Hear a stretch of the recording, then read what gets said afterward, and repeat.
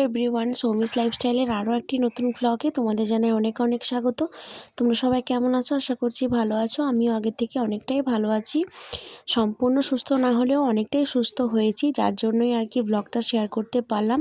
তো আজকে হচ্ছে বৃহস্পতিবার আর এখন বাজছে সকাল 5:30। আজকের ব্লগটা আমি এখান থেকেই শুরু করছি। যদি ব্লগের মধ্যে কিছু ভালো লেগে থাকে অবশ্যই একটা লাইক করতে ভুলো না।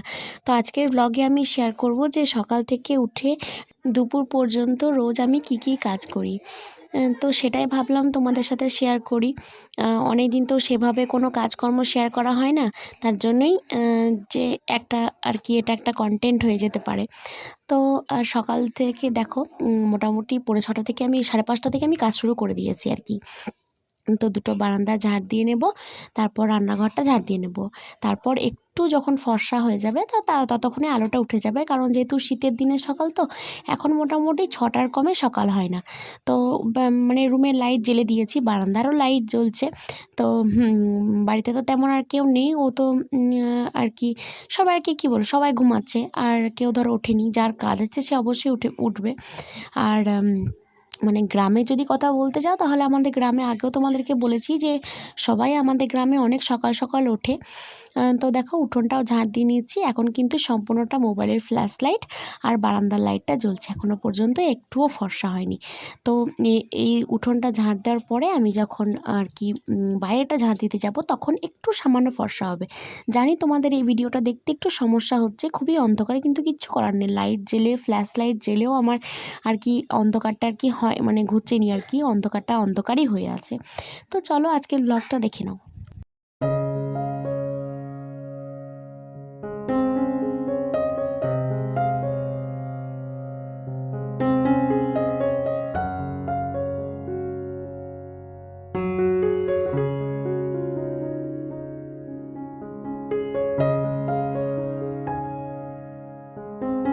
ঝাঁটটা দিয়ে তারপর আমি সোজা চলে এসেছি এক সসপ্যান জল গরম করে নিয়েছি। তারপর জামা কাপড়গুলো ভিজিয়ে দেবো। শরীর অসুস্থ থাকার কারণে মোটামুটি 1 সপ্তাহেরও বেশি সময় ধরে আমি কাপড় চোপড় কিছু কাচতে পারিনি। তাই ভাবলাম যে না, আজ আর ফেলে রাখা যাবে না। দুটো দুটো করে, মানে বাবুর তো প্রচুর জড়ো হয়েছে, আর ওরও আর কি দুটো করে জড়ো হয়ে গেছে। তার জন্যই ভাবলাম যে না, এবার কেচে দিই। কেচে রাখলে ধরো আমারই সুবিধা, না কেচে রাখলে তো আমাকেই এক এক করে কাচতে হবে, আর একদিনে সব কিছু পারবও না ধরো। আর বিছানা চাদরগুলো আমি তুলে দিয়েছি, কিন্তু বিছানা চাদর তুললেও আজকে বিছানা চাদর আমি ভেজাবো না, কারণ একদিনে এতটা সম্ভব নয়, যেহেতু এখনও পর্যন্ত ঠান্ডাটা সম্পূর্ণভাবে ছাড়েনি। তার জন্যই একটু একটু করে কেচে নেব।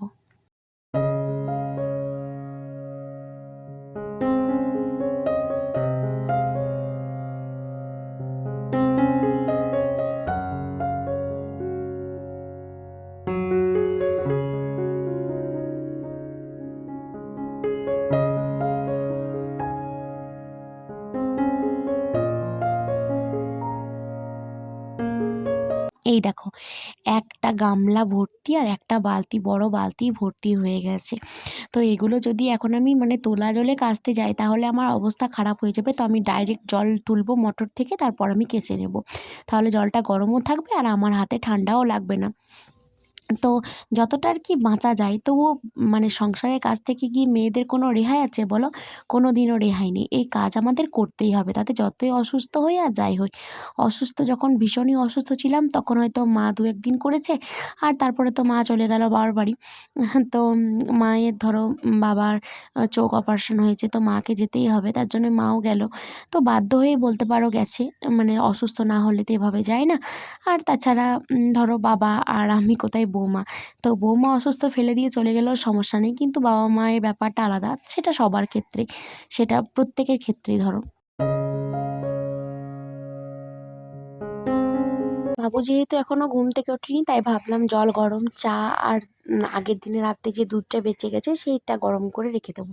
তো এই যে এখানে দুধটা আমি হাঁড়িতে বসিয়ে দিয়েছি গরম করার জন্য, আর এইদিকে একটা দিকে বসিয়েছি চা।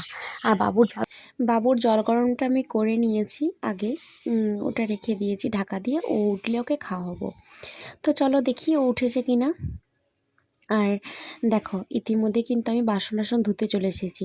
আর এইদিকে এত ভীষণ ঠান্ডা, আর ওই দেখো ছেলেটা মজা দেখো, একটা লাঠি নিয়ে ওখানে দাঁড়িয়ে আছে। তো বলছে মা হনু এসেছে, তো আমি হনু তাড়াবো আর তুমি এখানে বাসন ধো। তো হনু আসেনি, ও আর কি নিজে নিজেই বলছে। আর ওকে উঠিয়ে ওকে খাইয়ে দিয়েছি, ওকে ফ্রেশ করিয়ে দিয়েছি, তারপর ওকে খেলতে দিয়ে দিলাম, খেলতে ছেড়ে দিলাম। তারপর আমি এবার আমার কাজে আবার লেগে পড়লাম। তো এই যে বাসনগুলো ধুতে, আর এইদিকে এত ভীষণ পরিমাণ ঠান্ডা, মানে ঠান্ডায় আর কি থাকা যায় না, এত ঠান্ডা। সারাদিনের মধ্যে কখনোই এখানে রোদ পড়ে না, সেই হয়তো বেলা 12টা থেকে একটু রোদ থাকে, 1টা 1:30 2টো পর্যন্ত, তারপর আবার সেই ছায়া। এদিকটা ভীষণই ঠান্ডা হয়, যার কারণে রাত্রেকার খাওয়ার বাসনগুলো আমি রাত্রে ধুয়ে রাখতে পারি না। আর গ্রীষ্মকালে না এটা হয়, গ্রীষ্মকালে আমি ধুয়ে রেখে দিই, কিন্তু শীতকালে আমি পারি না ধুতে।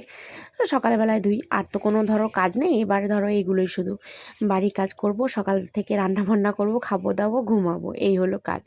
তো যাই হোক, চলো।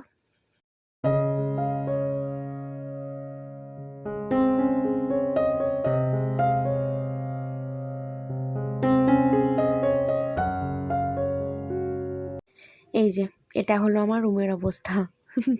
যেমনটা তোমরা জানো যে এই রুমটা এখনও পর্যন্ত পরিষ্কার হয়নি। সব কাজকর্ম সেরে আমি রুমে আসি পরিষ্কার করার জন্য।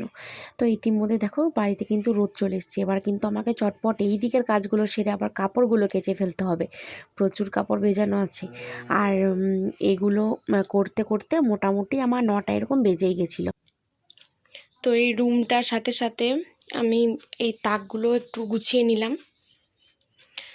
বাবু কয়েকদিন ধরে ওষুধ খাচ্ছিল, তো ওষুধগুলো পড়ে পড়ে এখানে যেই পেপারটা যে পাতা ছিল সে পেপারটা নষ্ট হয়ে গেছিলো। তার জন্য ভাবলাম যে উঠিয়ে দিই, কারণ তাছাড়া যদি আবার পিঁপড়ে টিপড়ে লেগে যায় না, তাহলে তখন আবার বেশি সমস্যা হবে। তার জন্য তাড়াতাড়ি একটু এটাও করে নিলাম। এবার আমি চলে যাব রান্নাঘরে। রান্নাঘরে কিছু কাজ আছে, তার আগে ভাবছি যে কাপড়গুলো কেচে নেব মুড়ি খাবারটা বানিয়ে দিয়ে। 7টা 7:30টার মধ্যে বাড়িতে যেহেতু রৌদ্র চলে আসে, আর মোটামুটি 2টো 2:30টা পর্যন্ত ভীষণই রোদ থাকে উঠোনে। তারপরে আস্তে আস্তে করে রোদটা পড়ে যায়, মানে 3টে 3:30 হতে হতে আর কি বাড়িতে আর কোনো রোদ থাকে না। তার জন্যই 10টার মধ্যে কেচে মিলে দেওয়াটাই আর কি ঠিক হয়। কিন্তু সবসময় তো সেটা সম্ভব হয়নি। আজ হয়তো সকাল থেকে খুব সকালে উঠেছি, কাজকর্ম সেরেছি বলেই হয়ে যাচ্ছে, কিন্তু অন্যদিন কিন্তু আমার হয় না একদমই। আমার মোটামুটি ধরো কাপড় চোপড় কেচে কেচে মিলতে মিলতে আমার 12:30 এরকম বেজে যায়। তো আজকে আমি 10টার মধ্যে আমার সব কিছু কমপ্লিট, একদম কাপড় মেলাও কমপ্লিট। তো আজকে টার্গেটই নিয়েছিলাম যে কাপড় চোপড় যখন কাচবো তখন একেবারে শুকিয়ে ভাঁজ করে ঘরে ভরবো, তবেই ছাড়বো। তো যাই হোক, এই যে এইগুলো যেগুলো বড় বড় সেগুলো আমি মানে এই দড়িগুলো তারে মিলে দিচ্ছি। আর বাবুরগুলোকে আমি দেবো টিনের চালে। তো বাবুরগুলো যেহেতু বেশি দরকারি, তার জন্য ওগুলো টিনের চালে দিতে হবে। আর টিনের চাল মোটামুটি 4টে 4:30 পর্যন্ত গরমই থাকে। আর দেখো এখন দেখো কি বীভৎস পরিমাণে রোদ, তোমরা আমাকে দেখলেই বুঝতে পারবে। আজকে কিন্তু রোদটাও ভীষণ দিয়েছে। তো এই কাপড় চোপড় কেচে আমার হাত পা এত ঠান্ডা হয়ে গেছে, আমি একটু রোদ্রে বসবো, তারপর বাকি সব কাজকর্ম করব।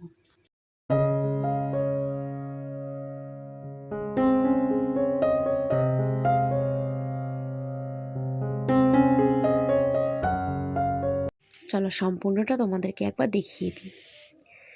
এই যে এই দুটো তার জুড়ে, এদিকে দুটো তার, ওইদিকে একটা তার, সমস্ত জুড়ে আমার, কেবল শাড়িটা বাদ দিয়ে। আর ওই যে ওইখানে আমার সোয়েটার, বাবুর সোয়েটারটা আমি হ্যাঙ্গারে দিয়েছি, আর বাকিগুলো বাবুর টিনের চালে দিয়ে দিয়েছি।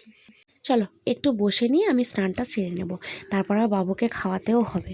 স্নান করে এসে আমি একদম আর সময় পাইনি, নিজে একটু খাওয়া দাওয়ার খেলাম। তারপর আমি একেবারে রান্না বসিয়ে দিয়েছি। পটলগুলোকে খুব ভালো করে বেশি করে তেল দিয়ে ভেজে নিয়েছিলাম। তারপর সয়াবিন আর আলুটাকে একসাথে ভেজে নিলাম। আর তারপর এর মধ্যে দিয়েছি পেঁয়াজ কুচি, টমেটো কুচি, আর আদা রসুন গ্রেট করে দিয়েছি। আজকে আর মশলা বাটার টাইম পাইনি গো, তার জন্য আর কি বাটা মশলা দিলাম না, এই গ্রেট করা মশলাই দিয়ে দিলাম। এরপর একটু ভাজা ভাজা হয়ে এলে জিরের গুঁড়ো ধনের গুঁড়ো দিয়ে আরও একটু কষিয়ে নেব, তারপর জল দিয়ে দেব।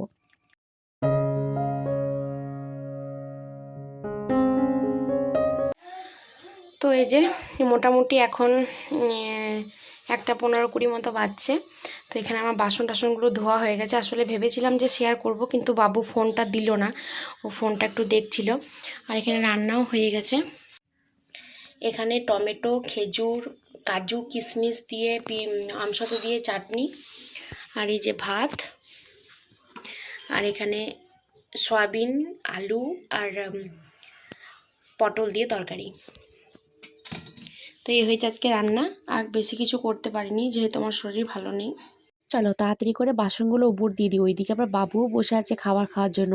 আর আমারও আজকে খিদে পেয়ে গেছে, কারণ ধরো কাজকর্ম করে নিয়ে না আর মুড়িটা খেতে ইচ্ছা হলো না, তো অল্প একটু মতো মুড়ি খেয়ে তারপর আমি আর খেতে পারিনি। তাই ভেবেইছিলাম যে একেবারে ভাত হলে গরম গরম ভাত খেয়ে নেবো। আর যেহেতু আমাদের মানে বাবুর আর আমার রান্না খুব অল্প পরিমাণে রান্না, খুব তাড়াতাড়িও ঠান্ডা হয়ে যাবে। তো চলো ভাত। আর কি আর এগুলো দেখাও, কি করে দেখাও। আলু ভাজা আর কি? পেঁপে নয়, পটল আলু তরকারি।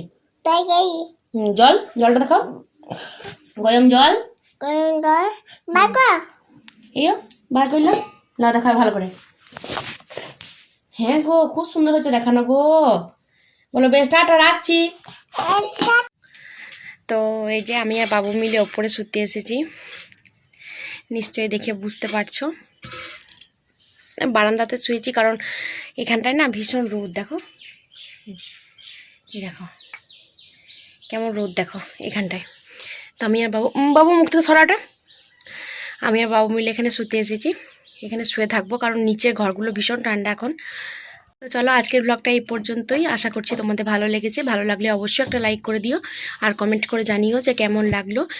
খুব বেশি ভালো লাগলে সাবস্ক্রাইব করে দিও। খুব তাড়াতাড়ি নতুন একটা ব্লগের সাথে। ততক্ষণ পর্যন্ত ভালো থেকো, সুস্থ থেকো, সাবধানে থেকো। টাটা।